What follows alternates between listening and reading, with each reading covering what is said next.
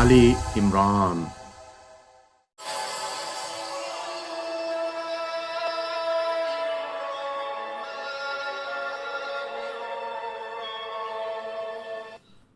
అనంత కరుణామయుడు, అపార కృపాశీలుడు అయిన అల్లాహ్ పేరుతో ప్రారంభిస్తున్నాను.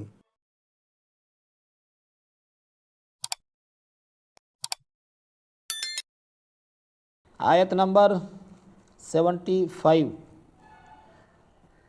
ومن أهل الكتاب من إن تأمنه بقنطار يؤده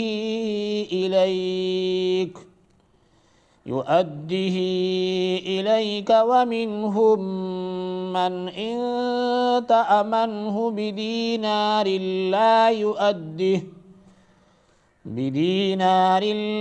يؤده إليك إلا ما دمت عليه قائما ذلك بأنهم قالوا ليس علينا في الأميين سبيل ويقولون على الله الكذب وهم يعلمون. ఆయత నెంబర్ 75.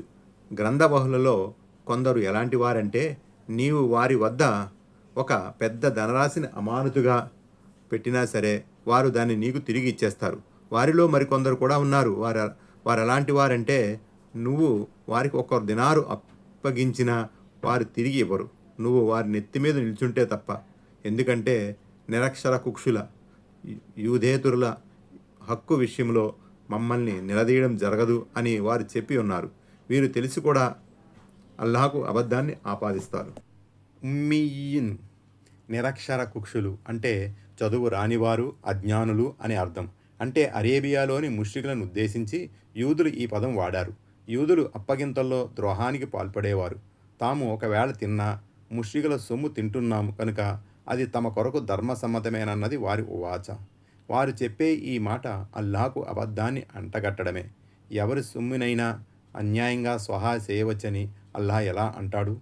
కొన్ని ఖురాను వ్యాఖ్యానాల్లో గల ఉల్లేఖనాల ప్రకారం మహాప్రవక్త సల్లల్లాహు అలైహి వసల్లం కూడా యూదుల ఈ మాటల్ని విని ఈ విధంగా వక్కాణించారు. దైవ విరోధులు అబద్ధం చెప్పారు. అజ్ఞానకాలం నాటి ఇలాంటి అహంభావాలన్నీ నా పాదాల కింద ఉన్నాయి. అప్పగింతలు, అమానతులు తప్ప అవి ఎట్టి పరిస్థితులను చెల్లించబడతాయి. ఆ అమానతులు మంచివారి అయినా సరే, దుర్మార్గులు అయినా సరే వారికి ముట్టజెప్పబడతాయి. ఇబ్నే కసీర్, ఫతహుల్ ఖదీర్. ఈ రకమైన మాటల్ని నేటి ముస్లింలు కూడా కొందరు అంటూ ఉండడం కడు శోచనీయం. ముష్రికుల సొమ్ముల్ని కబళించే ఉద్దేశంతో వారు దారుల్ హర్బ్, ముస్లింలు యుద్ధం చేస్తున్న దేశంలో వడ్డీ తీసుకోవచ్చని, హరబీ దేశస్థుల సొమ్మును కబళించడం తప్పు కాదని అంటారు. ఇది సరికాదు. పైన పేర్కొనబడిన దైవ ప్రవక్త సల్లల్లాహు అలైహి వసల్లం ప్రవచనం ఈ అభిప్రాయాన్ని ఖండిస్తున్నది. ఆయత్ నంబర్ 76. బలా మన్ ఔఫా బిఅహదిహి వత్తకా ఫఇన్నల్లాహ యుహిబ్బుల్ ముత్తకీన్.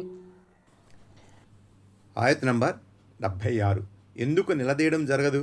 వారిని నిలదీయడం ఖాయం.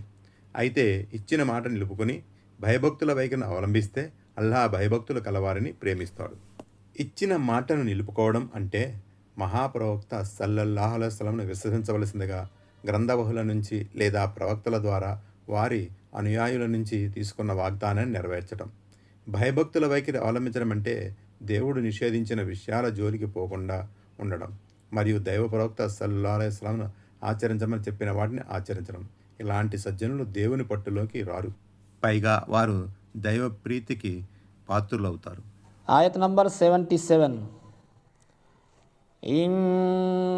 ఇన్నల్లదీన యష్తరూన బిఅహదిల్లాహి వఅయ్మానిహిం సమనన్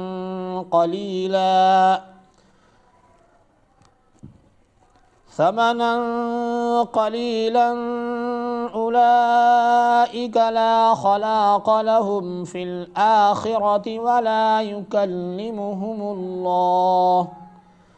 ولا يكلمهم الله ولا ينظر إليهم يوم القيامة ولا يزكيهم ولهم عذاب أليم. آية نمبر 78. وإن منهم لفريقا يلوون ألسنتهم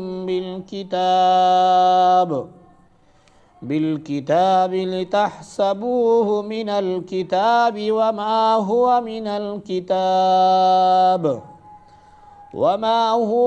الكتاب ويقولون هو من عند